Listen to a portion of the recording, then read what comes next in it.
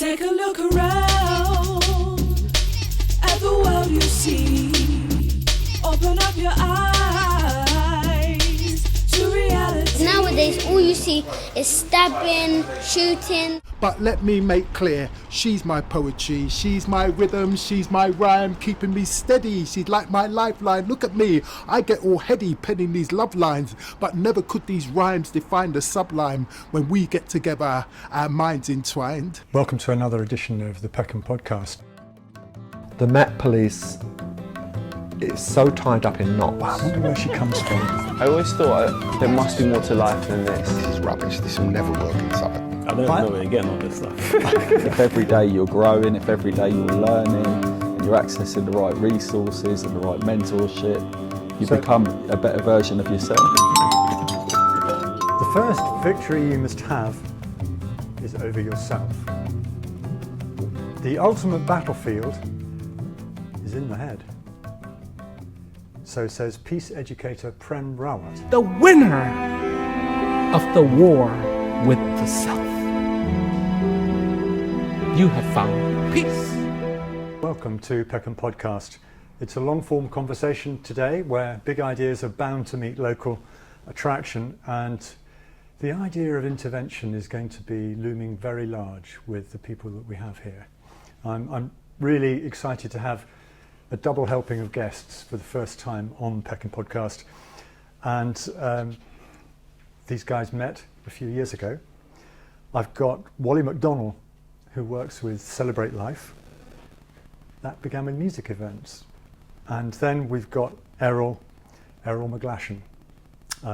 You've been touring your one-man show, Something to Take Off the Edge. I certainly have, yes. Where has that show taken you so far? It's taken me all over London.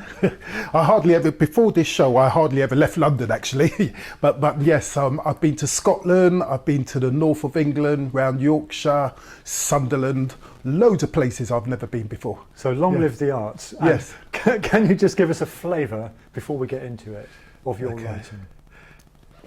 Now, I know that these walls are just a reflection of the walls that I'd already built up in my mind. Built for protection at a time when life was less kind, but sometimes you can get a little bit pensive. After all, I've been banging around within these walls now for half a century, and I don't know what life is all about and how it's meant to be, but in another couple of decades I'm for the cemetery. I'm for the cemetery. Maybe it's time we all climbed out of this mind-made penitentiary. Wow. That's just a little snippet of a much longer piece, yes. Well, welcome to you both. And Wallee, what's your reaction to hearing those live words? They move me because they are. That's a poem. One of the poems Errol recites in the film.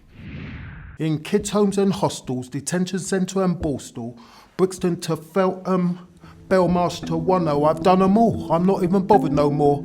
Sometimes it's good to get away from it all. I'm like, lock me that F up and throw away the key. No, don't just chuck it, grind it up into pieces, just in case someone finds it and decides to release me. That what you call freedom, you can keep it. It's not for me, leave me be. Major or minor crime, I'll do the time. These walls and I are just fine. And so it takes me back to doing the shot itself outside his flat in Stockwell. The film, I should say, is the Power to Change film. Yeah. So that's what takes me back when he recites that. But when we've had a lot of performances of the film, and Errol has come and recited that poem a lot of times, and it's beautiful. It's beautiful. It says so much about his life actually, and about our lives, and things we might have to overcome, and the battle within. I mean, those words of Prem are real, aren't they? That the ultimate battlefield is in the head. And I totally believe this. It took me a while to realise it. It's so easy to look around and think other things and other people and systems are the things that we have to overcome. But really, my next show, I've got so many titles for my next show. One of my next shows is going to be Errol versus Errol, because I realise on the list of things that's stopping me, it's been me. So, yeah. Right. Stopping you or setting you back. Yeah, setting me back or just stopping me from doing the things I want to do, Right. Yeah, so I'm a performer. I want to tour, I want to get myself a camper van, chuck a bucket and a mattress in the back, and then maybe pick up some toilet paper, something along the way, as I need it. And I'd like to tour around, tour prisons, tour community centres, tour theatres, and perform basically. Bucket. That conjures up all the terrible pictures that one has. Yeah. That's cell.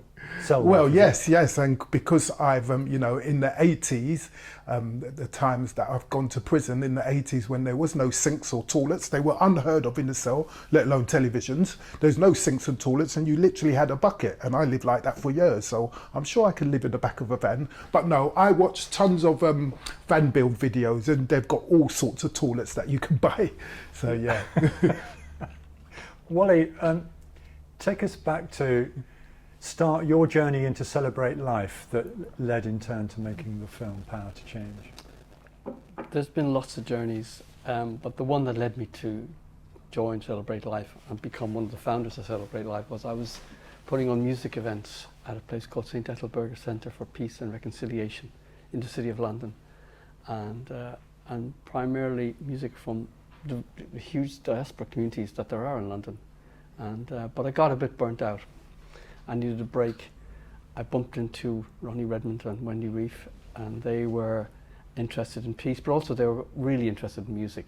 And we wanted to see if we could do something which had a peace theme in it, that had a reflective element. It wasn't just a gig. And so that's how we began to start, was just putting on music events with different communities in London, and it was amazing. So they would bring their diaspora community with them, they would bring their food with them. So they took a few months to plan and organise, and that's how that Celebrate Life took off.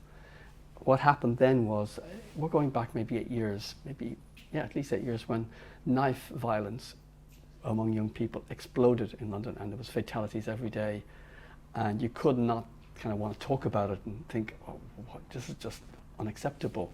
And we said, I wonder if we could do something that could be, because we love bringing people together, could we do something? We didn't know what we wanted to do. We could do something, bringing people together. And so we kind of started down a little track that's taken us to where we are now, And so that's a bit of the journey. Errol, for you, the reference there to a great outburst in knife crime and so on, is that something that you in your journey you've bumped into?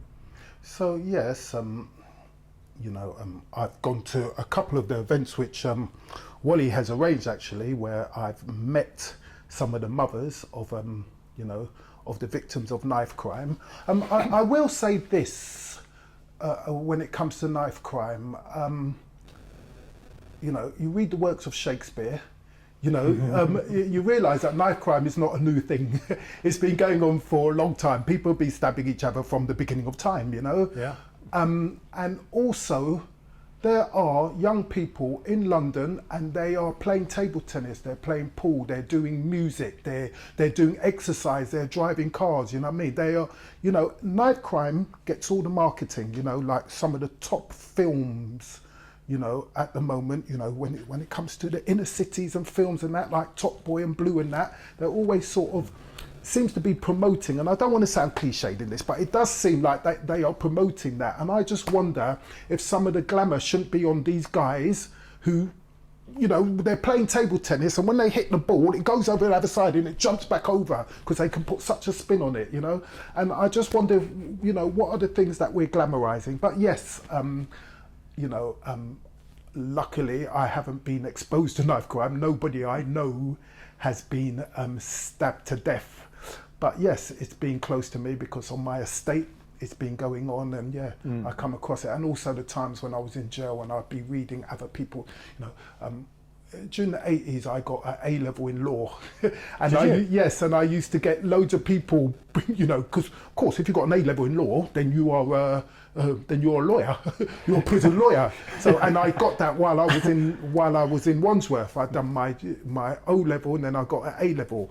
So everyone knew I was doing it, and they'd come to me with their debts, and I would read their papers, you know, and I used to be amazed by what I would read, you know, like just the fearlessness of the youths who are involved in knife crime, you know, just this reckless fearlessness, you know, these ways that they think of putting their life in danger, you know, like they're not only stabbing people, they'll run in front of a bus in order to do it. So not only are they risking getting hit by a bus, you know what I mean, but yeah. So anyway. And they're providing all the witnesses. Yes. But you and I met through Doreen and Elevated Minds Yeah. at a family summit she had in Yeah. Brixton Town Hall. And there was a film I did through her, with her, at a time she was coaching some young boys from Southwark. And one of them gave a fantastic interview. I think he was about 15 at the time, 14 or 15 only. And you were talking about the fearlessness, and he was talking about some of his peer group and how they didn't seem to have any sense of their own self-worth, any sense of the worth of life itself. With the increase in knife crime increasing, and I'm not saying dual music is influencing it, because I listen to a lot of dual, but with that, it's just like people glorifying knife crime and that. It's just like no one cares about value, right? Like they just care about what happens. They're like a street credit. That's what they call it. So that's what they value. They don't even value about people's life anymore. They literally, like, people are not scared, nothing. They just do it. And does that mean that they don't value their own life as well? It's not that they don't value their own life, but they just don't know the value of their life. That's because they probably think, oh, why am I doing this? I could end up dead or in jail. But it's just thing was like, they don't. It's something that doesn't bother them. They're just thinking they don't know how much they're worth. That's why they're just thinking, oh, I'm just a normal black boy who's doing the same thing everyone else is, so I'll do it as well.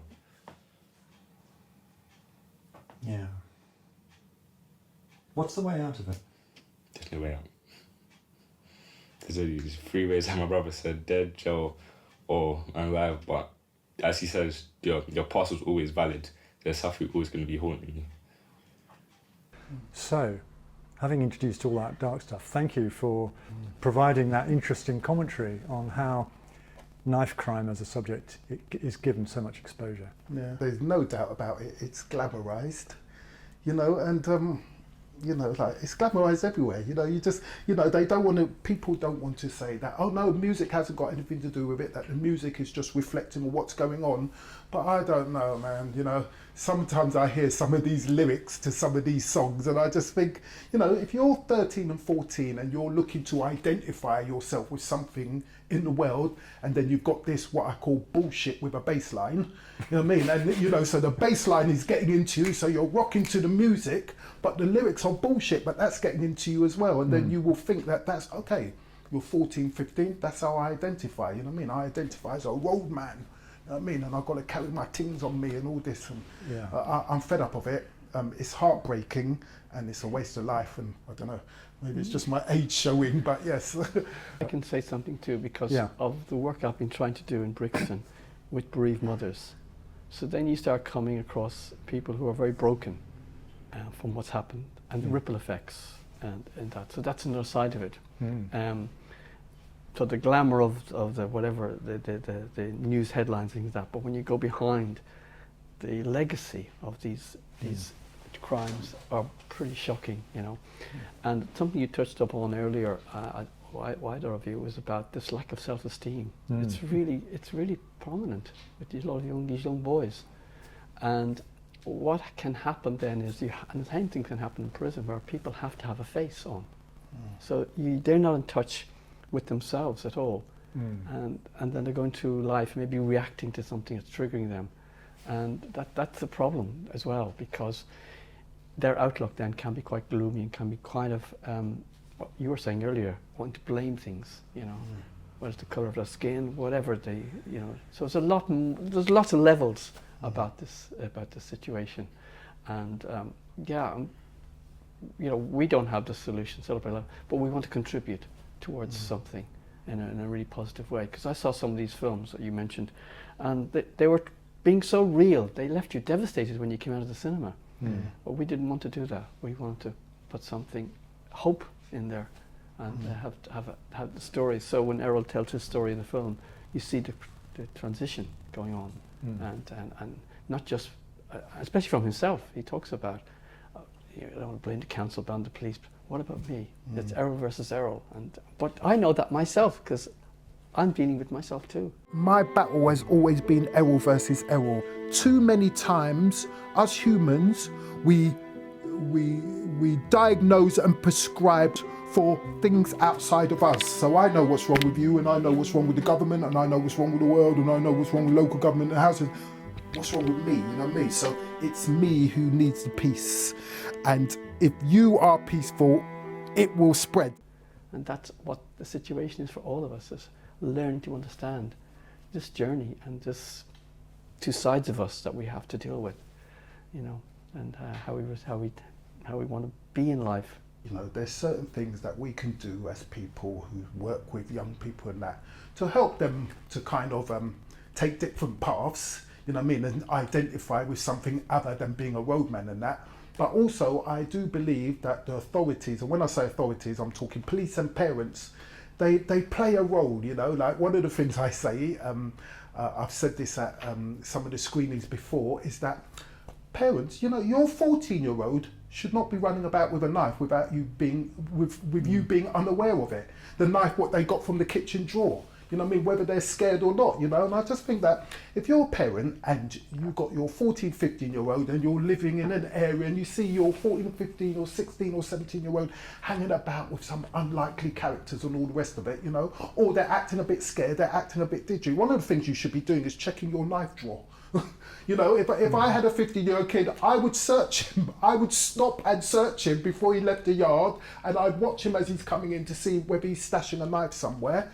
And the second thing, and I know that this is very unpopular, the police, I believe that they should be stopping and searching. And, you know, it's really weird that I'm saying this because I was around in 1981 when it's all kicked off in Brixton because of the, you know, the sus laws where they could be, you know, black people were getting stopped on suspicion, you know, there'd be a Black Mariah police van, couple of coppers hanging off it, they'd see a group of black youths and they would jump off the moving van and slam them down to the ground, and they had every right to stop and search them. And yes, that was problematic. But there's kids walking about with knives and the police are scared to stop and search them because they're scared of being accused of racism or targeting and all the rest of it. So I believe that the parents, the schools, the community should all support the police in stop and searching, you know what I mean? And the police maybe need a bit of training on how to stop and search someone politely, you know, this kind of thing, and to say, look, if you've got nothing to worry about, and most kids are not walking about with knives, you know what I mean? But every now and then you're going to get one who's a bit fearful or feels that they need to front, and they will be carrying a knife, you know what I mean? And it's quite handy for them if they are stopped and searched and that knife taken away from them. So a bit of a long speech there, but I support the police in their stop and search as long as it's done politely. You know what I mean? There is a new stop and search charter coming out. Is it coming in? Yeah. Yeah. And because this has been a problem, and you know, what we're hearing is kids are getting traumatized by being stopped and searched. So they're not getting traumatized. Like they see, this is the stuff that we're told. You ain't getting traumatized by getting saying, "Oi, come here, stay there, don't move, keep your hands where I can see them," you know what I mean? And you get searched for a knife. You're going to get traumatized if you get caught with a freaking knife and then you have to spend the night in the cells. That might traumatize them, but being stopped by a copper and getting searched is not going to traumatize any kid unless that kid's got, you know what I mean, really it's complex, sensitive sensibilities. Yeah. You know? Well, we've got a big victimhood culture that is pervasive, isn't it? Yeah, and we have. You know, that remark of yours came out of that background, I think, which you seem to be resisting in being very plain and critical. I can't accept it, and it's one of the things which will stop police from doing their job, because who wants to traumatise anyone, you know what I mean? Who wants to traumatise? You know, I'd rather traumatise a 15-year-old by stop and searching him than that 15-year-old traumatising a whole family by stabbing one of their kids, you know what I mean? Traumatise them, put them up against the wall, take their knives off them, and then deal with it from there, you know? And maybe there's more that can be done, you know? So, you know, maybe some other people can talk to this kid and say, oh, look, what you carrying a knife for? Yeah. You know what I mean? And do some kind of, I don't know, psychological thing. Are you doing it for bravado-ness? Are you doing it because you're scared? Is there someone we can talk to? You know what I mean, I would like the role of going round to his ops, yeah, and everything, and say, right, what beef have you got with my kid here? You know what I mean? Come, we sort this out. What is it? A money thing? What is it? How can we sort this out? Do we need to bang out press ups? I don't know. I know that sounds a big thing, but you know, a lot of the time, if you know, sometimes you can help people to talk and sort things out. I know. It reminds me of that. Maybe we should get Errol to meet Dave Walker. Yeah, I was just thinking. I sent you the link. Who's Dave Walker? He's the guy who does the mediation. Oh yes. Did you watch it? I watched some of it. You know my attention span. Yes, I do. I watched about 10 minutes of it. Yeah, Dave trains school kids to mediate. It's such a brilliant thing to do. Fantastic. Isn't it? It's a very obvious thing to do because he says those he trains get so much out of it. Yeah. Their own self-esteem goes sky high. And you know what to do, you know, knowing what to do in a certain situation. If your friends are fighting, if your family members are fighting, if something, and knowing what to do, knowing the things to say is a very handy thing. You know, I wish I'd learned this when I was young. I reckon I could have saved myself loads of aggravation, you know. Yeah. Well, I think he's worked with children as young as 10 to help them become mediator. Yeah. Which is a brilliant thing to do. Isn't it? Yeah. Because in a sense we all need it, because we're all bumping into stuff. He should be given loads of funding to do that, loads of funding, loads of support to do stuff like that, you know. He got an MBE, you know, back in 2007 for this stuff, sort of work.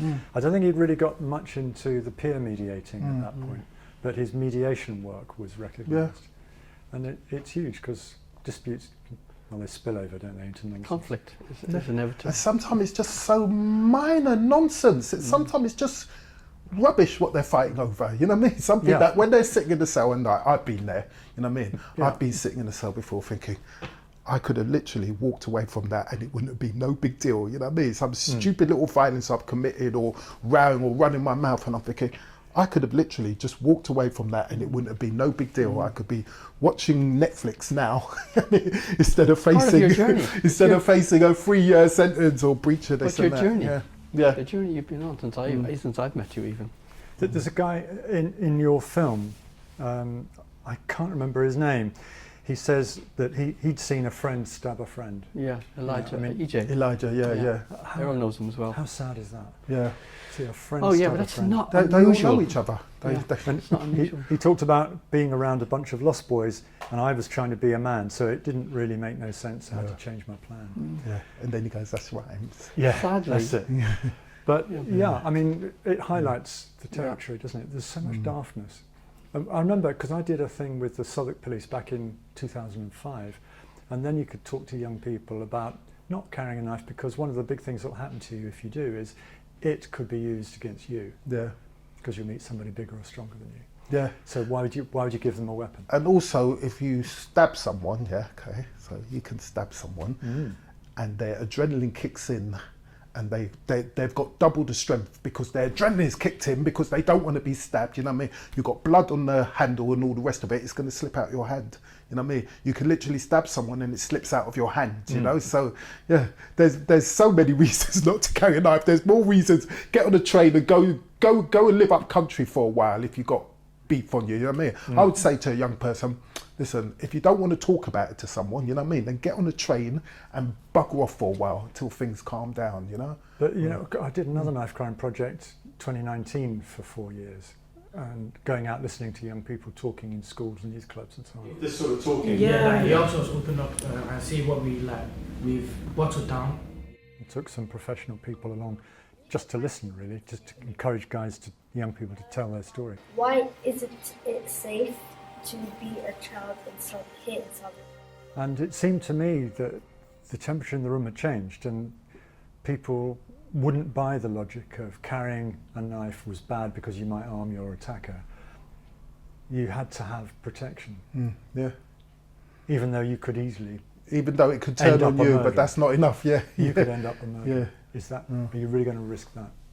So we're in a bit of a knot, which brings us to perhaps to Prem, because Prem is, you tell us about Prem, because you brought him to the party. He's somebody who wants to encourage people to look at their behaviour, that there is an inner part to them that they could be in touch with, they should be in touch with, that will help to balance their lives, because we are dominated by our thoughts and our mind and by analysing things all the time. But there's a part of us that feels our existence, and it's kind of downplayed and not really seen. It's like maybe seen softly, but it's a huge important part, because our emotions, our feelings are a huge part of who we are. My message is a message of hope, but not of empty hope. Hope that's based on reality, that is based on knowing yourself. So his encouragement is, and his work is around trying to get people to be in touch with that inner self, and rather than telling people what to do, hopefully he's trying to trigger them to start thinking about it, then pursuing where that might lead and how that might help them, realising that there's a need from within. And also the idea of being satisfied and being fulfilled within. It's not happening from this world. It's just not. It's not. That's the way the world is set up. So there's something within that helps to bring a balance into people's lives. So he talks a lot, but it's not the words. I like the word myself, but it's the feeling that made me become interested in what he was saying. I felt something, and I thought, oh my God, this is what I've been looking for. It's in me, and I was taking drugs to get that feeling. So. Yeah, I mean, I've been to, as you know, I've been to a couple of your peace education program sessions, and I remember watching the short video clips that you would play in those, how much air he leaves between words. And yes, just last night when you did a session, there was one clip where he paused for so long, I had to keep looking at the screen and thinking, has it frozen? I mean, you'd appreciate this as an actor. Well, someone putting in a pause of, Harold Pinter built a whole reputation on the pauses he put into his script. I know exactly what you're talking about. But Prem took it to a new level. I mean, it was way out there. Yeah. But of course, it's very, very powerful. Exactly. Because his choice of words is so precise. But that pause is fascinating, because in that pause, you have to kind of fall in to yourself while you're waiting for the next thread of what he's going to say, because we're used to just a continuity, Yeah, you hear his previous word or words resonate inside you, and you're forced to confront that and deal with it. Yeah, which is really interesting. And it just takes. And performers need to know that and trust themselves. Yes, one of the things I'm told all the time: pause, because I act, but I'm an amateur actor. It's not like I've had the odd little masterclass here and there, but I've never had a prolonged training, and I'm always in a rush to get stuff out, and I'm constantly told, pause, stop acting. I'll be told, stop acting, just pause for a while. So yes, the pause is powerful. However, I, for one, I'm the opposite. If people pause for too long, I can fade away. You know what I mean? I'll listen to Prem Wallee on ×2 speed. To get to the point. So it doesn't have the same effect on me. I listen to podcasts at 1.5 speed because I don't know. It's maybe because I've hit 60. I'm in a hurry to get things listened to, get things done, and I haven't got time to listen to a 90-minute podcast when I could listen to it in 45 minutes. I mean, at double the speed. You're trying to get out of that penitentiary before you get into the cemetery. Yes, before I get in the cemetery. Yes. So.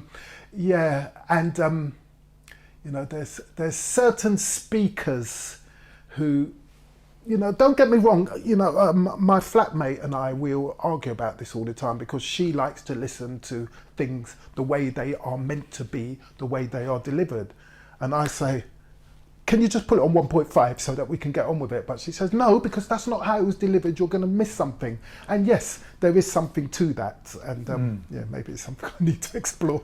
I think the other thought came to my mind too is, during that pause, if we can explore this, you might just start opening your heart while you're waiting. Opens up, because the mind wants action all the time. That's the nature of the beast, But this part is a different animal. Yeah. So while you're waiting, you just kind of open up and relax, So that's how I see it, I mean. Relax is the key thing, isn't it? Yeah. Do you find that hard, Errol? Yeah, I relax at night time, and when I'm in bed, and I must admit, I used to smoke copious amounts of weed. I haven't smoked now for well over a year, That is how I would relax. Not during the day, but in the evenings, you know what I mean? I would go out, get some weed, and that's how I chill. Now I don't do that, and relax. You know, I find myself either doing stuff that I'm meant to be doing or procrastinating. I wouldn't call procrastinating relaxing, because I'm meant to be doing something and I'm aware that I'm not doing it, and I'm doing something it's still trivial a torrent otherwise. of words coming out at speed. Yes. So I don't sit still very well. I don't be quiet. Has it always been like that? Yes, from time. You know, like when I was in my early 50s, I was having counselling, and I was saying that I procrastinate all the time. So I was saying to tomorrow, I said that one of my problems is that I've got all these ideas and I procrastinate. And she said procrastination is really heavily linked to ADHD, which I'd never heard before. So she got some funding and sent me to the Maudsley to get a diagnosis. And this guy spoke to me for about 20, it should have been a 2-hour appointment.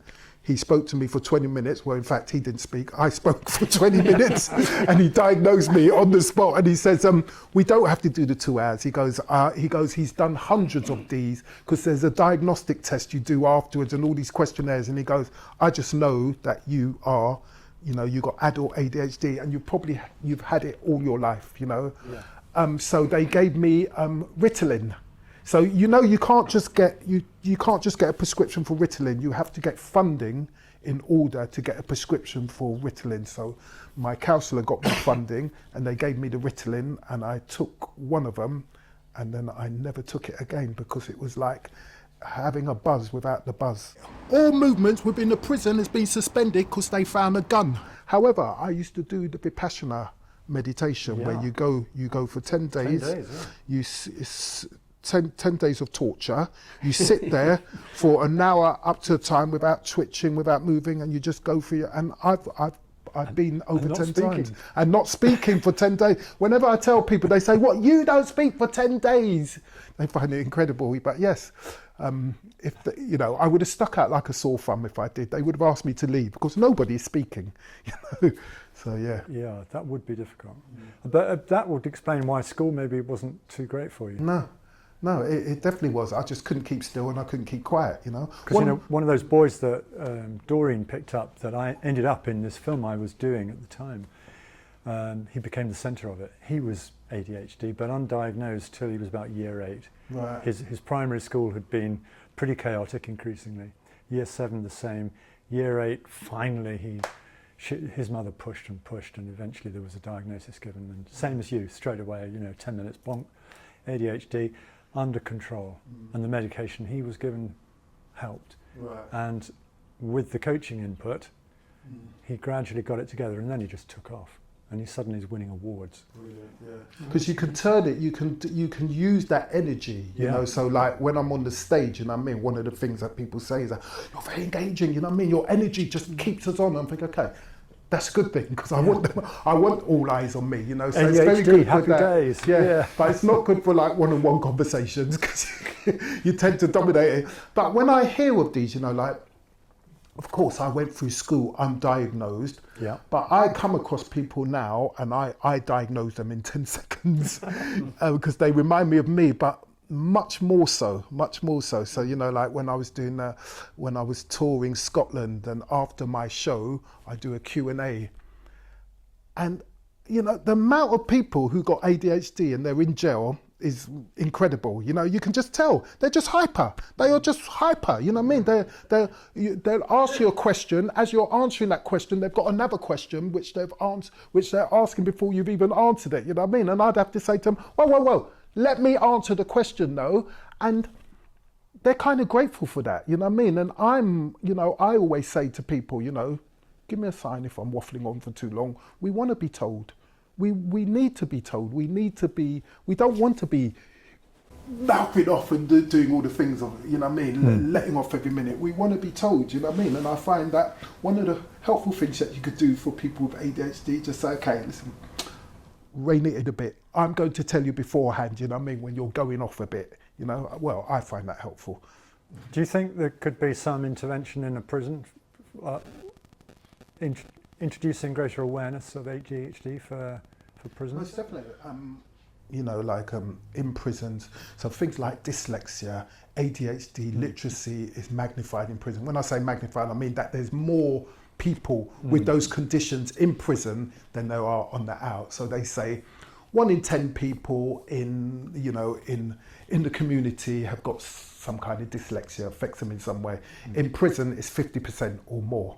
Wow. And that's definitely got something to do with their offending. So yes, just making people more aware of themselves, basically. That tells you about education, doesn't it? And then the need somehow to differentiate in the classroom, which is a huge issue, because poor teachers, if they've got 20, 25, 30 kids, you can't do simultaneously 20 different classes, can you? Well, this is where teachers have to be... I was just going to say that those guys with problems of concentration and energy, they need to be somehow handled separately or with greater understanding. Or the teacher can introduce more, be more creative in their teaching and use like a learning style approach, because some people, they're auditory learners, they'll say, tell me what you mean, and they'll, they'll remember 90% of what they're being told.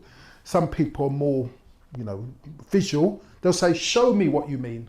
Show me. They'll want to see it in order to learn it. Some people are what they call kinesthetic or tactile. They'll say, let me do it. In order for them to learn something, they need to do it themselves, So I think that if teachers sort of introduce a learning style approach, so one of the powerful things you can do is get learners to suss out how they learn best. They say that people don't learn in the way that we teach them. We've got to teach them the way they learn.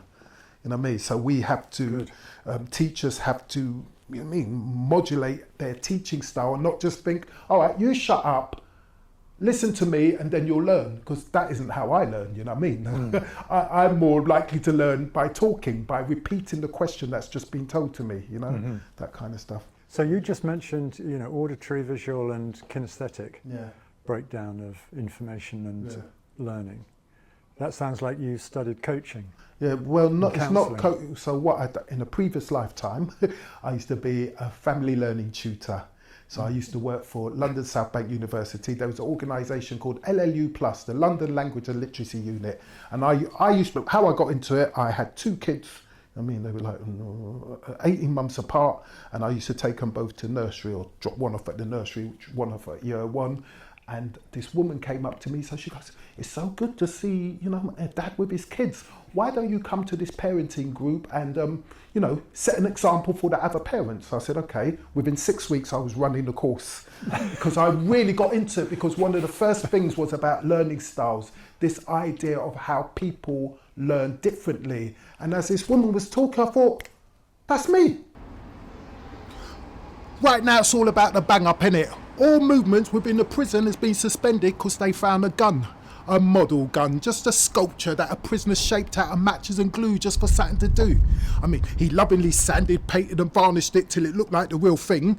It had moving parts and everything. Security got wind of it and they freaked the fuck out and locked down the whole prison as a precaution. Have you noticed that some people, in order to express themselves, they need to move their hands, and if their hands are still, they're not expressing themselves so well. Like the whole of Italy. Yes, yes, you know what I mean. So it wasn't coaching, it was more learning styles for children and helping parents become aware of their children's learning style. There's this left brain, right brain stuff, which is not strict, but there's a loose thing that some people, in order to learn something new or difficult, they want the details. They want the details that will give them the big picture.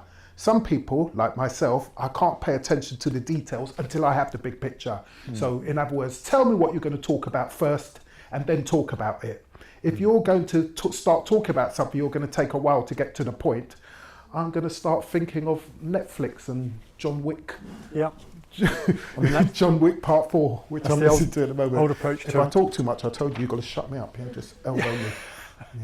It's the old approach to radio. You tell them what you're going to tell them. Yeah. Then you tell them. Then you tell them. And then you tell them what you just told them. Yeah. Yes. Now, Wallee. Something needs to change. We can't live like this. Society has to come together and says, no, we're all going to partake in this. Whoever we are, whatever our beliefs are, whatever we think it is, we are all going to come together. And if this is the crime that we want to stop, we can stop it. Your film's been around for a while, only launched more recently. Am I right? 2021. Yeah. November 2021. So yeah, it's still alive and well. We focus a lot on doing a lot of screenings in London, and we've got invitations around the country to show it. That's petered off now. So and it's on YouTube. So we just send people the link to YouTube. Yeah, and it's getting a few thousand views now, isn't it? It's building. Well, I was talking to a guy the other day, and he said to me, I meant to ask the director, Wendy, of how many views it's had, and he was trying to tell me I only saw a few hundred, but I think it's more than that. I think it's nearly 7,000. Okay. Oh, really? Yeah. Oh, gosh. I thought so. I better spam the comments section. Yeah. Yeah. I mean, it's a document that has lasting value because it does the classic thing. It takes you down and then, okay, we've punished them, now we'll take you up and we give you hope. And there's a very warm payoff, and I really like all that because, as I've told you before, but just because we're having this public conversation, I'll tell it again, that I got halfway into the film and thought, I'm not sure I can take much more of this, because it was just more and more stories of how lives fell apart and how discipline and self-restraint was lost and ... Anyway, I thought it was nicely judged, actually, by the post-production crew. Yeah, and self-taught, which is incredible. That is interesting. Yeah. So, and when we started out, I mean, we really thought to make a 20-minute small film, and then we met the various people who said they would like to be involved and they would tell their story, including Errol, of course, and it just expanded into a 57-minute film, and it went in an organic way.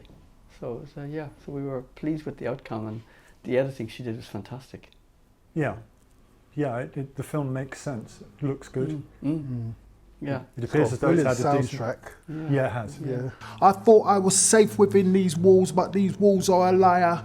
So I'm kicking off cell door, I'm biting through barbed wire, I'm coming with new desire, I got the fire.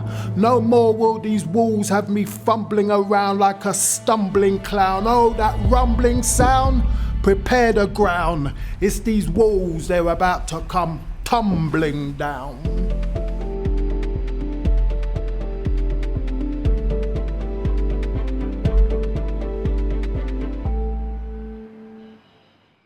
You're happy to be in that film, I guess. Yes, I am. Yeah, I was just going to ask, has it been to any festivals? No, it hasn't. Which is a shame. We have thought about it. I don't know what the story is, because quite often you've got to pay to be in a festival, haven't you? Usually, yeah. Yeah, and I don't know. I left it to Ronnie and Wendy to do that bit of it. I love the contrast between, myself and say someone like, Elijah and what's his name? Impact Brixton, what's his name? And Gerald.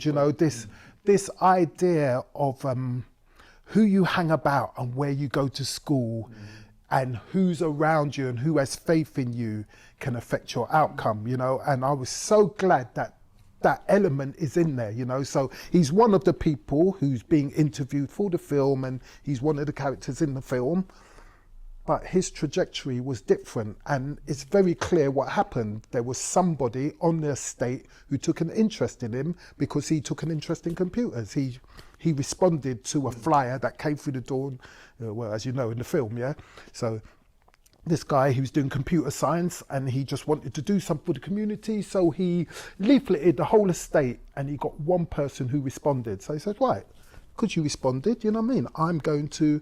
It's like having that mentor. It's like having that favourite uncle who's taken an interest in you. No doubt about it. I grew up in care, my friends, when I was young, they'd all been to DC. They'd all been nicked for something. They'd all done a bit of shoplifting. They was all sniffing glue, you know what I mean? And I'm hanging around with them. So of course I was going to do those things. What am I going to do? Be the odd one out?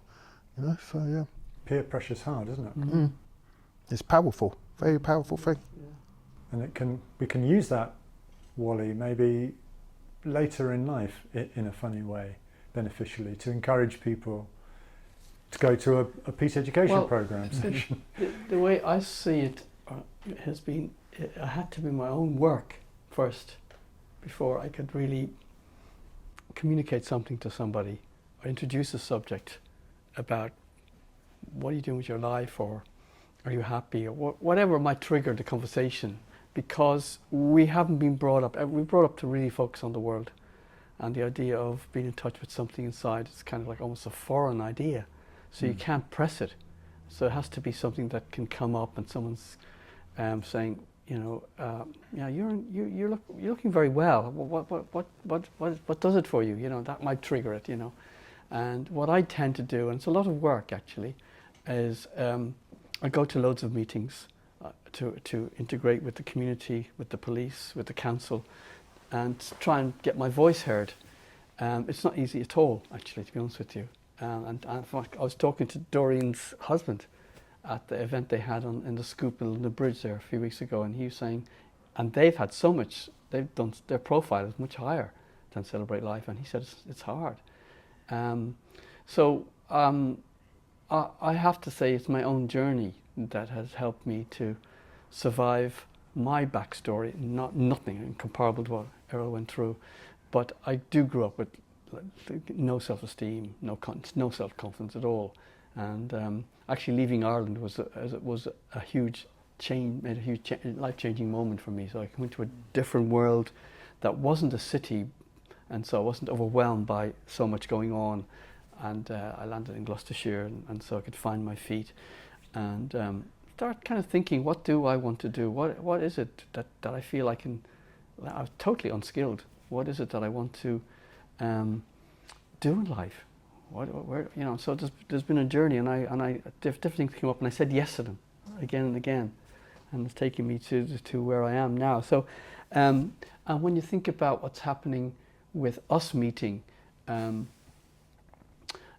just felt my being was much more open now to meet people from any walk of life, talk to them, listen to them, what they're saying, and create a relationship, and build on that, and it also helped me to be stronger inside. I mean, I find it hard finding words, but I had to really find strength to overcome my own fear, my own lack of confidence to do what I'm doing now, you know, and I look around and I see a lot of people unhappy in this. I was listening to a radio show on Radio 5 Live, and there was a phone in, and they were talking about a lot of things, and I'm thinking, you know, should I put in the topic, why are there so many people in London wandering around looking unhappy? Mm-hmm. I mean, I assume they are, but there's long faces, not much joy in them. And I was thinking, you know, why can't we talk about that? Because it's not a subject no one's really addressed, you know, so...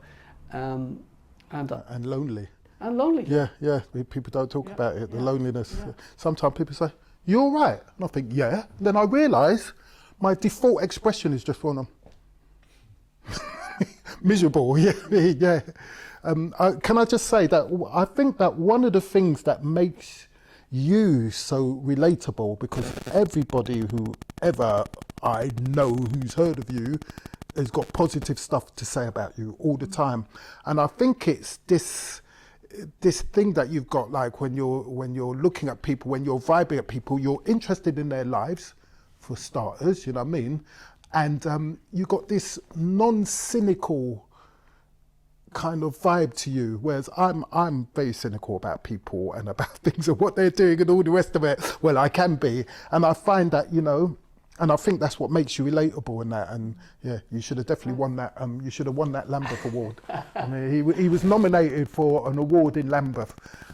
Yeah, you should have definitely won that. I was up against a consortium, so that was hard. Yeah. But yeah, I think what you said is interesting, because I want to hear what people have to say, because I want to connect with them, and if I can't listen to them, yeah, you know, how can we progress? You know, so I'll give them a chance to speak and hear, and yeah, I want to have that feeling with them, that relationship with them. You're right. It's interesting to hear you say that too about me. No, definitely, it definitely comes across. You know what I mean?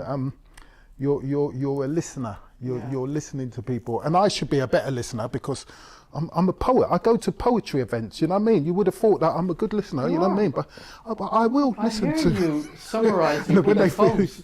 Yeah, because I've had to train myself just to shut up and listen to the poem, not be listening to what's going on in my head as a result of hearing a couple of lines of poetry. Just listen, and also when I'm if I'm hosting an event, I've got my pen and paper so that I can recite a few lines of their poem back to them when I'm summing it up. But no, listening, I think listening is one of the best skills that you can have. I've learned that when I turn 60. and also patience. Yeah. A lot of patience, because, you know, when I say patience, but what's the outcome going to be? It's not going to happen soon. You know, and everything. Now we're doing a peace course with the police. That took a long time for me to get that. I had to be really patient, just, you know, inquire here and there. What do you think of this? Be like, what would they get out of it? And it's like this and that. So we're doing one now in Southwark Police Station, and it's going well, you know. So, yeah, I think I'm interested in humanity. And, you know, somebody said to me in the podcast I sent you, I don't know if you listened to you said to me, you've got a thing about service. And I hadn't thought of it. I probably have. Something in me has this feeling of service. I never thought about it, but there was things. So I think I see that I'm not very bright. I've got to find my way in the world intellectually. I'm not. You know, I was taken out of school because the teacher advised my parents to do so. They said my elder sister was telling me this. That Mum told her that your child has got some kind of a psychological problem or something. So I had to find my way, and my way has always been to build that relationship with people, and as I've been finding courage from within myself, encourage them to find their strength within them if they want to go down that road, you know. So yeah, that's my rambling thing about that. But yeah, it's important. I mean, when I went to your court case, I went to that court case for a reason. The court case? You in Mile End, when you smashed the solicitor's window. Oh, right. I went there for a reason. I wanted to let you know I was interested and I cared about you. Yeah. I remember one day there was this, when I was fighting to see my children, so like when my Emily and Rachel, they're 6 and 4 years old, and then I split up with my missus and she took them to Sheffield, and I was fighting to see them, fighting to get things, and she brought up my criminal record and everything, and it really looked, you know, and then I realised that my solicitor wasn't working for me. She was doing everything to prevent me. She just wasn't, more than not pulling her weight. I realised, just thinking back of it, that she turned against me as she was supporting my wife, and as I started, you know, I'd realised ages ago, and then I thought, okay, they're grown up now and all the rest of it. But it just occurred to me one day when I was passing the solicitors, and it just occurred to me. So I went in there to remonstrate.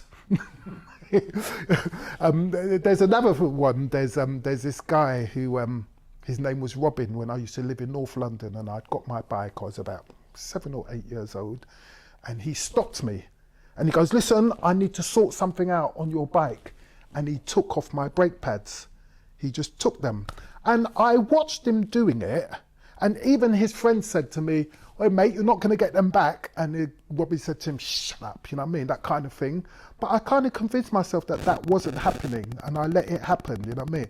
And he said to me, "You always stop your bike by using your legs, you know what I mean, you never use your brakes." And years later I think about that, and I could feel really angry about it, that this guy took my brake pads when I was 7, you know what I mean. So there's me 47, and I'm remembering this guy and feeling annoyed about it, you know. And this will lead me on to the faith the faith part. You know, there's certain things which have happened in my life which I'm either ashamed of or annoyed about, things that I've done, things that have been done to me. And I started thinking, what happens with all that stuff? What happens with it all? You know what I mean? Like, you know, the things that I should have done, you know, the times when I should have been there for someone and I wasn't there, you know what I mean? You know, all the sins and shames and embarrassments and things what should have happened and didn't happen. What happens to all of that? You know what I mean? You know, because it is an energy. We are here for a reason, and that's when I sort of I put my faith in Christ over that. I put my faith in God over that, and it made it just go away. I thought, he's got it. He's going to ease it. He's going to sort it. Let him sort it out. It's not stuff that I can deal with. And now I no longer wake up making kill lists. You know, like, have you seen Kill Bill? Yeah, you know, you got a kill list. You got to have your kill list. You know what I mean? When I was in Thameside, when I couldn't sleep, you know, and I'd wake up in the night and I'd just write this list of all these people who'd done me wrong, and I would just have them on the wall, you know what I mean? I used to call it a kill list. I wasn't going to kill them, you know what I mean? I'll just look at them and think bad thoughts about them, you know what I mean? And now that's kind of eased off, you know? That feels eased off. You didn't even ask me a question about that. I don't even know how that got to that. See, it's this coffee you made me. It's made me hyper. Well, I talked about that case, and then you went back into how you were in that situation. Oh yes. So how I ended up breaking the solicitor. Yeah, I went in there to remonstrate, and the secretary very wisely refused to call her for me. I said, "Call her now. I want to speak to her." And then I slammed the glass with my hand and ended up breaking the window and getting nicked. Gents, this has been an extraordinary conversation. It was wonderful watching the two of you sharing thoughts and showing each other something new both ways. It's amazing how life suddenly opens doors that you don't expect, or you understand things that you hadn't. Well, I think I was fearful about this scenario because Errol is a larger-than-life character, and I'm quieter. And so, you know, how the interaction would work, and that's what I suppose is happening now towards the end of the interview, you know, but so yeah. What would you like next to be achieving, if it's to do with the touring show or a new film project, video project? What can we leave this conversation with as a positive road that you're heading down? Because you're both very positive guys. You're both about stuff. Errol, you found yourself, and you've got a guidance system which is very, very powerful. And you're well on the road, and your piecework is sincere. And you have to see his play. Well, I'm waiting to coincide with it. I'd love to. It's fantastic. Yeah. We'll make sure it gets publicised when we get dates from you. Yeah, next time, because as I said at the moment, you know, I'm going to Gartree Prison on the 24th. You know, I'm doing prison and hostels at the moment, but next time I have a public performance, I'll definitely be sure to invite everyone. Put it around. So, what's next for you, Errol? I mean, so I want to go. I'm planning to go to Ireland in January, so that I can. There's 14 prisons in Ireland. So I want to do all of them. Basically what I've done in Scotland. So during August, the first 3 weeks of August, I was in Scotland. I was living in youth hostels, and I was visiting prisons and hostels with my solo show. One of my plans is to get a camper van. As I said, chuck a mattress and a bucket and some bog roll in the back, and just tour with that. I need to pass my driving test as well. Minor matter. Please do that bit first. I've got to do that. I heard they do the weekend courses where you pay for the week, because I can drive, just not legally. Right. So that's my plan. Oh yeah, and write some more. I want to do some more. You know, I want to write some more shows. Good. You know, because otherwise you just get stuck. Okay, so Ireland, January 25. And writing. Wallee. I really want us, Celebrate Life team, to progress with the peace education workshops and what they present, what the aims of that is with the police in the communities. We're doing them in the community at the moment, with residents, with bereaved mothers. I want to get the film shown with the council. I want to try and make some progress with the violence reduction unit. It's very slow, so I feel it'll be another year of pushing and getting, you know, what I really want is for people contacting us and saying, oh, can you put this on here? Can you show the film here? Can you put on the workshops there? So that's what I'm aiming all the time to do, to try and be heard. I was at an event in January with a consortium group of people who are, their funding was to address youth violence, and they had a kind of review in January. And they were discussing, all kinds of people were there. And we're just working out of our bedrooms. All kinds of people, they were paid, community organisation, but really brilliant, not knocking them at all. And at the very end, somebody said, has anybody got anything off, just left wing or off the shelf? And I put my hand up and I said, look, the peace education workshops are really interesting. I'd love to run them so you can see, experience them. And right at the end, and they said, thanks, Wallee. nobody approaches me whatsoever, nobody. That's how small my voice is at the moment, and I have to just wait and just keep seeing people, and there are also people like me, but I can't get to the next level. Yeah. So that's what I'm waiting to do. You said, by the way, you said left wing, but I think you meant left field. Left field. Just to say, Thank you. that wasn't a political broadcast. No, left. That's interesting. What you just I thought, and Prem, of course, is an amazing guy, and his session in that maximum security prison in South Africa was unbelievable for the volume of support and the huge enthusiasm you saw from the mass ranks of these heavy-duty prisoners who were in that hall at the time. I mean, there were dozens and dozens of them, and they were all on side, it seemed to me. Yeah. So you get images like that working for you, and then people think, oh, there's something about this. Yeah, it's interesting because in South Africa it wouldn't get so much credence here, you know, because we've lost in South Africa. So if we can get something going here, so if you pick a few images. Yeah. But it, like when we do the events like you came to last night, when because I'm always trying to invite a wide variety of people, like the guy who's running the Marcus Lipton Centre now to come and whatever, you know, they have the clout. So I'm always trying to get people from the council to come, you know, and I talk to people. I'm going to meetings with police and. The mayor, you've had a couple of mayors. I'm sure I've been to a few sessions where there's been mayors. Lorraine has got the mayor in. And the mayor changes very quite often. Is it 1 or 2 years? 1 year, yeah. So is it? Oh, that's why. The new mayor now is like he's in his 20s or 30s. I can't remember. He's a very young guy. And I've met him and I try and talk to him, but I can't get his attention. And so you just have to wait. And people say, oh, it's Wallee over there. He wants. All this points to the fact that it doesn't matter how old you are. There's always work to do. So we're going to wrap it up there. Yeah. And we're going to get on with the work. Yep. Okay. Yeah, it is work. Wallee and Errol, it's been lovely to have you here and share some time. Thank you both very much. Take care and God bless.